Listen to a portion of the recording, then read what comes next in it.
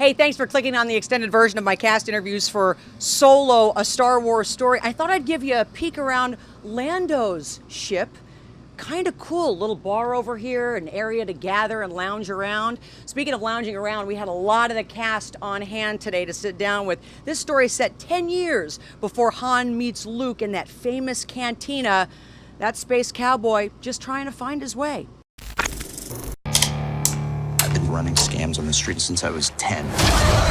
There are people right now watching this that are sitting in a Harkins theater, possibly about to watch this film. Are they in for a ride? It's a great adventure story, and that's why I signed on. And there are also, not only does it address the questions, what are the events, what are the relationships that might have shaped young Han Solo, but it does it in ways that are I found very satisfying and surprising. We need to divert auxiliary power to the rear deflector shield. You've talked about meeting Harrison before this whole project. How important is it that you connect with him after he sees this and find out what he thinks about this? Well, actually, he has seen it. I haven't talked to him yet, but I know he was very, very enthusiastic about the movie, which has meant a great deal, I think, to me and to everybody else involved, the fact that he was into it, yeah. Would he tell you if he didn't like your performance? I don't know. Yeah. Maybe. Yeah, He actually might, so the fact that he's enthusiastic is a good thing. Yeah, that's right. Somehow I never get bored with winning. You can't wipe them off. They're holograms. You also learn a lot about Chewbacca. I learned he's a sore loser. Hey, Chewie, relax. Chewbacca is a mercurial dude, his emotions are they're right out there in front, and you want to walk on eggshells a little bit around Chewbacca, but he's a good spirit, good soul. I got a really good feeling about this. This is also a movie about defining experiences, and I know you've had many, but if you could put yourself back at the age of Han in this movie, what was a defining experience for you that shaped the guy you are now? Probably getting to direct my first movie for Roger Corman, which was Grand Theft Auto. Grand Theft Auto is a love story with cars. And it was a real challenge, and it was proving ground, and it had its ups and downs, but it was a great experience. Not as dangerous as anything Han Solo had to face, and nor was I. This is a story about trying to achieve your freedom as an individual. So it's not just your spirit and Han trying to follow his heart or something. It's more life death than that, and more powerful for those reasons. What I really found was that there's a real connection between movies like Grand Theft Auto or Backdraft or Rush, the Formula One movie I did a couple of years ago.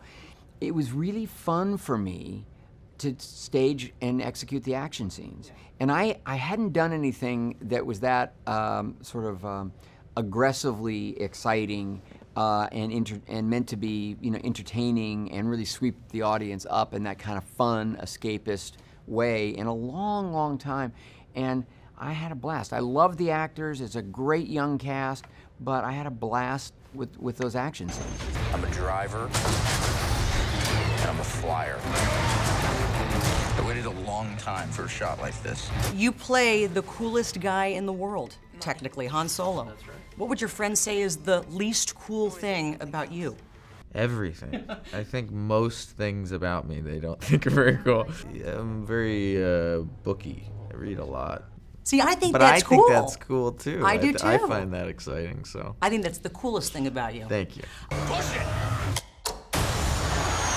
You dreamed about being the Millennium Falcon as a kid, so the first day you get in that cockpit and you get to see this thing, what was that like? Being inside in the cockpit itself is just such a thrill. It's so fun, and there's kind of when you first get in there and are doing it, and then there's also when and you're like, wow, I'm here, and then there's getting comfortable in it, and into the second month of shooting in it, and you're like, oh, I know my way around the ship, I know which button does what, and then you kind of feel like it's yours, and that's a great feeling. If you had to make a change to the Falcon, what would you do? Maybe add a little beer koozie or something. What would you do to it? Yeah, that sounds good. Or like, there isn't any kind of cup holder situation, which is, I think, a problem.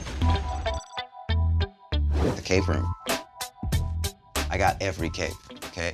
I got an everyday cape, sister's wedding cape, intergalactic President's Day cape. Why don't more people wear capes? Like in this day and age, I feel like you might bring him back. I mean, I was thinking about that too, wearing them. It's just a lot of it's a lot of shoulder. You might take them off and you're still like that. I think that's the problem. It's like it's harder, but they're so nice. They give a certain sense of a majestic sense to everything when you walk into a room. I feel like the cape could replace Spanx for women. Like you don't even need anything. You just put a on cape the outside. on. Just put a cape round it. Hides it. Put it around the top of your head as everything. well. We could just. Oh my God, that would be delightful. You might wanna buckle up, baby. Did you see some of your mannerisms? I know that the process for you was a little unique because you're a droid, but you can see yourself in that, right? Yeah. I was always encouraged from the beginning, across to sort of allow her to be, because she's much more flexible than any of the other droids have been, and all the joints were made loose, and that they could turn on lots of different ways, and that I could cross my legs and do all the kind of stuff they hadn't done before. So I was really encouraged to just be, you know, schlumpy old me. Your droid is created from parts of other droids. If you could borrow a part from another female to maybe, not that you need any improvement at all, what part would you borrow? From just a woman in the world. Like Giselle's legs or, you know, one of those. Oh, I'd have one of those, yeah. Although you have Just one. I'll take I just one. have the one. I'd wear it like just straight across my head and like wrap my hair around it. Dryden Vos, I see you've already met my top lieutenant. What can you tell us about what happened to him? Because it looks like either he got into a street fight or maybe somebody doesn't know about blending. Contour gone wrong. Contour gone wrong. Well, there are certain things that are scars, and then there are certain things that are, I think, that are just his face. You still look good, don't get me wrong. Thank you very much. I mean, it's a kind of octopus cuttlefish. Because you all watched it last night, right, at the premiere? Yeah. Yes. Was there something that you wanted in that didn't make it in for your character? My head went, a good performance, no. Me No, being that made it in. Any good. A bit of charisma. A bit of charisma, a bit of, you know, talent. We need to divert auxiliary power to the rear deflector shield. We definitely do.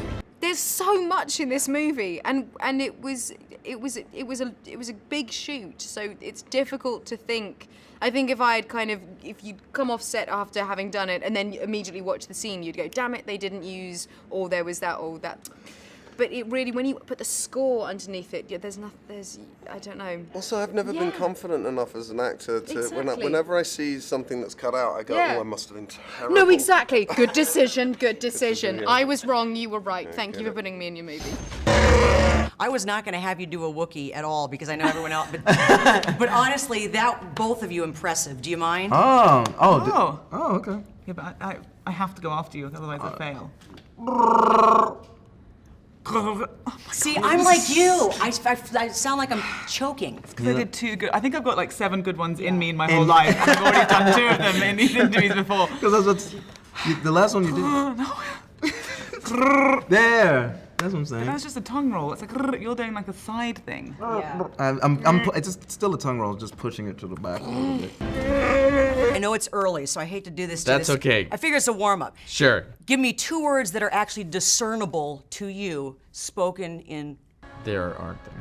I mean, there's one when you see it in the movie. I believe there's a word that gets repeated that was like, "I have a plan" or something. I think there's a word for plan, and if you link it to the subtitles, you can kind of tell. And what would that be?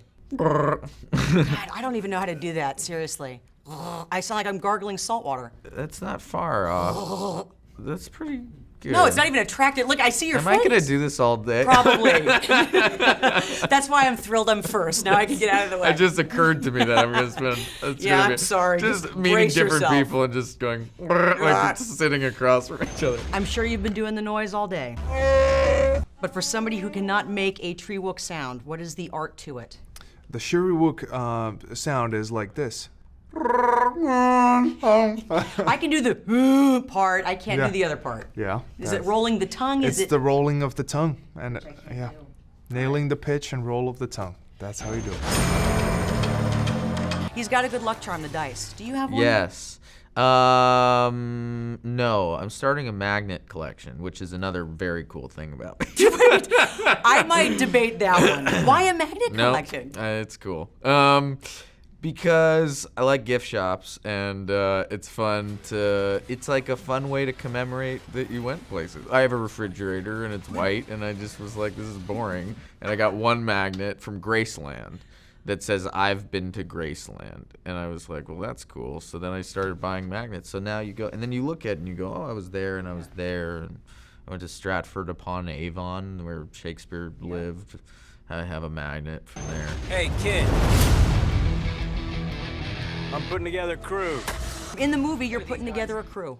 Yeah. In real life, if you all could pick a crew and maybe include 2 or 3 names that we would recognize, who'd be in your crew? Oh my goodness, that is so hard. I definitely have Tandy in the crew, for sure. Why? Just for toughness. Oh, nice. You know what I mean? like Just it. like really? The sexy militant is take what the you want. sexy out of it. Why not? How can you take the sexy We out haven't of got it? time for sex. There's We've got no to taking save the the sexy world, out of it for with goodness you. sake. No, you're right about that, of course. There's Save no the time world. for that. But Tough who one. else would you throw Oh, into I'd your want. crew? Oh God, that's so good. I mean, I think you'd have to have Nelson Mandela just to keep everybody, you know, just to take us out of arguing about it doesn't matter. Well, that would be All cool. right. Yeah, I didn't know we could go with just anyone alive or I think dead. you mean that, don't you? Yeah, I do mean that. Whoever. Who else? Come on, Okay. this could be good. In that case, Martin Luther King. Oh, that's good. This is I would getting love to intense. have That him is on so the team. amazing. Nefertiti, because she ruled. She was the queen. Cleopatra had to share it with what's he called? Her brother. PPP.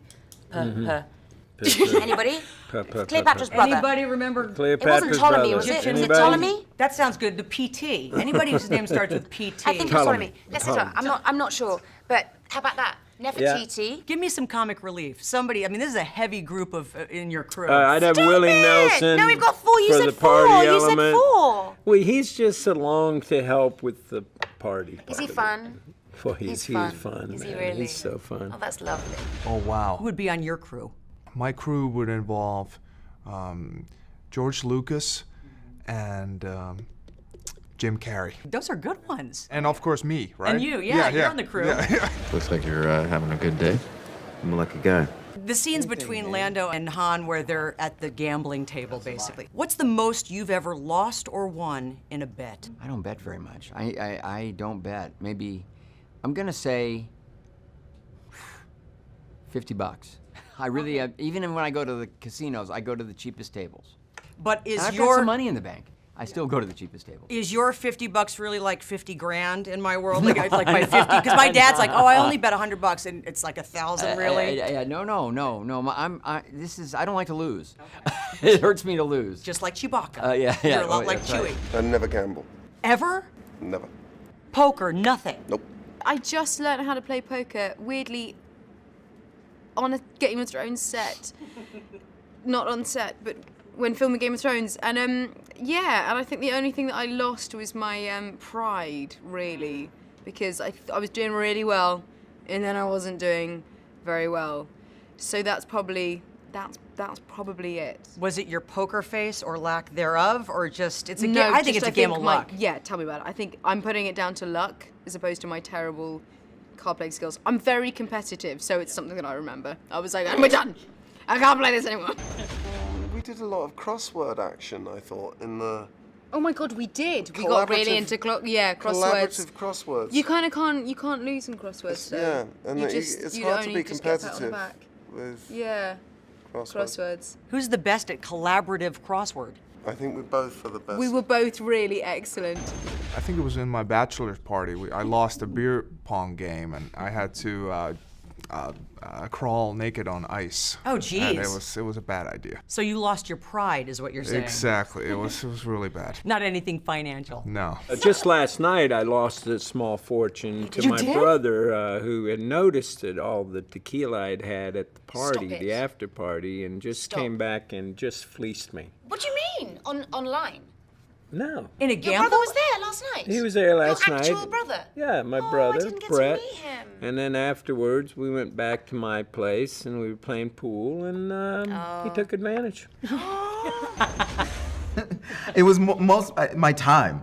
Like, I lost my time on it. I think I bet my mom once, and she was like, if you lose this, you have to fold all of these clothes. And I was like, I'm not gonna lose this, and I totally lost, and I lost like half my Sunday folding like all the clothes for the house, and I was like, this sucks. Another reason we need capes. Yeah. Because you wouldn't have had to I fold wouldn't have it. to do that. I could have just hung them up.